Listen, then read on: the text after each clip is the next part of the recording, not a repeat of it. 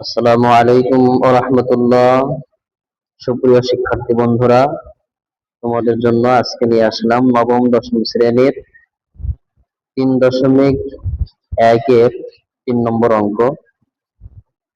তোমরা দেখতে পাচ্ছ অঙ্কটি হচ্ছে a plus B a minus B is equal to 4 এবং ab ইজ ইকুয়াল টু 60 হলে a প্লাস বি এর মান কত? আসো বন্ধুরা, আমরা এই অঙ্কটির সমাধান করার চেষ্টা করি। আমরা এখানে সমাধান লিখেছি, এরপরে এই অঙ্কটিতে আমাদের কি কি দেওয়া আছে আমরা সেগুলো লিখে দিচ্ছি। দেওয়া আছে a minus B is equal to 4, এটা অঙ্কেই দেওয়া আছে, এবং দেওয়া আছে A B is equal to 60, অর্থাৎ এই দুইটা জিনিস আমাদেরকে দেওয়া আছে। এখন আমাদের বের করতে হবে a প্লাস বি এর মান। যেহেতু মানের কথা বলেছে, আমরা যে সূত্রগুলো শিখেছি সেই সূত্রগুলো থেকে মান নির্ণয়ের জন্য কিছু সূত্র ব্যবহার হয়। এখন মান নির্ণয়ের যে সূত্রগুলো আছে এর মধ্যে আমরা দেখব a plus B whole square is equal to a minus B whole square plus 4ab। আর একটা সূত্র মান নির্ণয়ের জন্য আছে, অনুসিদ্ধান্ত এইগুলো, এটা হচ্ছে a minus B whole square is equal to a plus B whole square minus 4ab।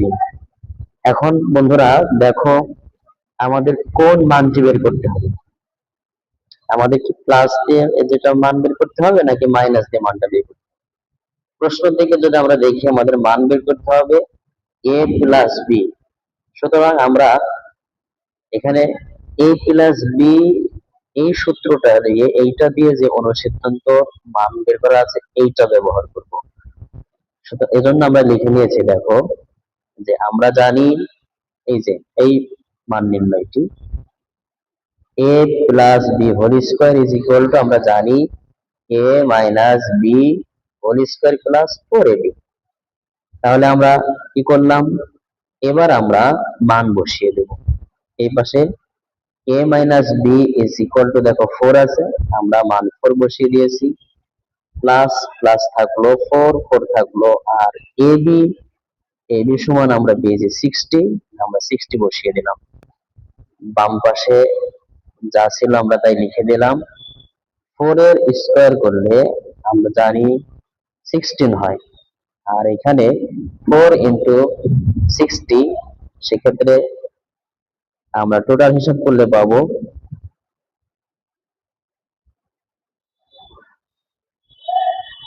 240, অর্থাৎ 240।